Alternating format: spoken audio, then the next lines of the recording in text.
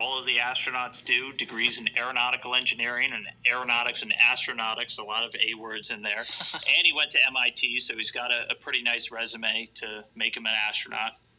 But he was also in the Air Force. He's an Air Force colonel with 3,000 flight hours, more than 45 different aircraft, and he worked in a whole bunch of different jobs before he ever flew into space. And all the astronauts do that. They're either supporting different technical programs here at NASA. Jack was at Capcom, so he was one of the people who actually talks to astronauts every single day. Oh, wow. So, for people like them, talking to somebody in space, it's their job. It's kind of, it's old hat. For us, it's super unique. But he's done all of those things, and now he's been on board for the last couple of months. And he's been doing everything from spacewalking to science to capturing, visiting spacecraft, kind of the whole gamut of stuff.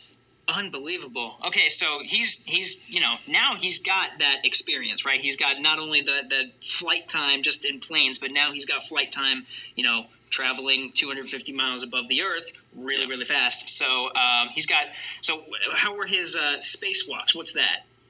Yeah, so he did 2 spacewalks, and every astronaut will tell you that spacewalks are one of the most unique, one of the most dynamic things they get to do. It's kind of one of the coolest things about being in space a lot of times.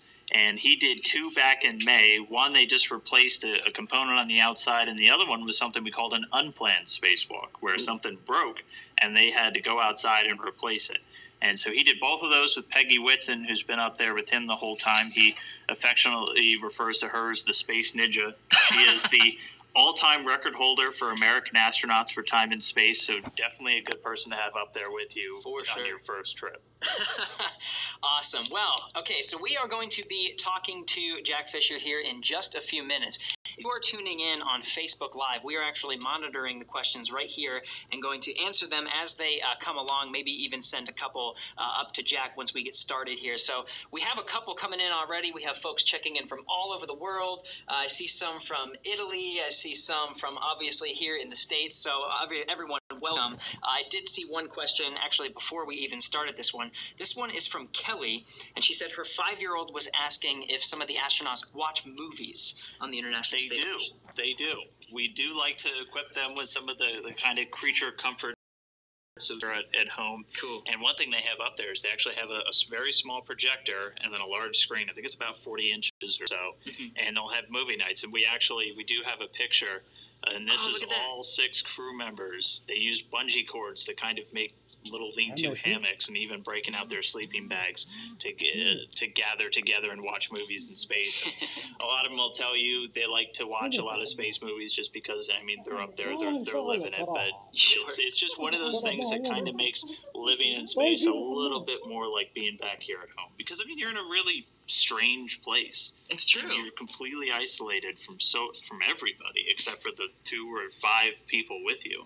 So having things like movies can make that time a lot easier. And it seems like camaraderie has got to be one of the more important aspects of living in space too. Just getting along with your crewmates and doing stuff together. I guess they watch movies together as we just saw in that picture, but I know they eat meals together too. Oh yeah, they do. And they're together for years before they ever fly. They'll usually you'll be with the same people pretty much throughout all of your work time for 2 years before you ever fly in space with them. So they know each other very well before they fly. Meals are definitely one of those things. So it's an international space station. So there's a lot of international foods. So they like to come together and share little creations. The food's not quite as gourmet as it might be down here on Earth, but they do have a couple of ways to make it a little bit more interesting. And they like to put hot sauces and things like that on a ton of stuff just because your taste actually changes when you're in space. And that's due to all the fluids rushing up and a whole bunch of crazy things happen. But wow. Yeah. Yeah. All right. Well, if you have any more questions for Jack, just put them in the comment section. We'll kind of follow along, and even he's getting set up here right now. But once we start connect with him in just a few minutes here, we'll read those questions up to him.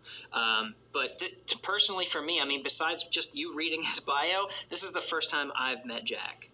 The first time I'm actually going to be talking to him. So Jack, highly recommend following him on social media. He's brought just an incredible amount of excitement to everything that he's been doing. And again, he's a first-timer, so he's been experiencing all this for the first time and sharing it with people as he did. I actually got to meet Jack 3 years ago. We were both down in Florida for Orion's first space flight, EFT-1. It was the first time we put Orion or